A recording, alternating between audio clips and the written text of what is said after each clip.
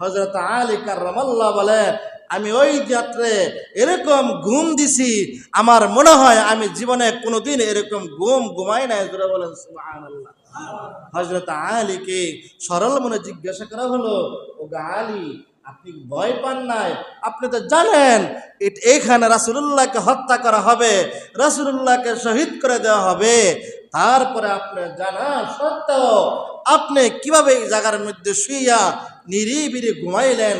হযরত আলী কাররামাল্লাহ বলে, আমার হাবিব সাইয়্যিদুল মুরসালিন, খাতামান নাবিয়্যিন, আশরাফ আম্বিয়া, রাসূল কিবরিয়া, সাইয়্যিদুল ইমাম, সাইয়্যিদুল বাশার, দয়ার নবী, মায়ার নবী, রহমাতাল লিল আলামিন আমাকে ডাক দিয়া বলেছিলেন, ওগো আলী, তুমি আমার কাছে যাদের আমানত আছে তাদের আমানতগুলা সকালবেলা পৌঁছাইবা।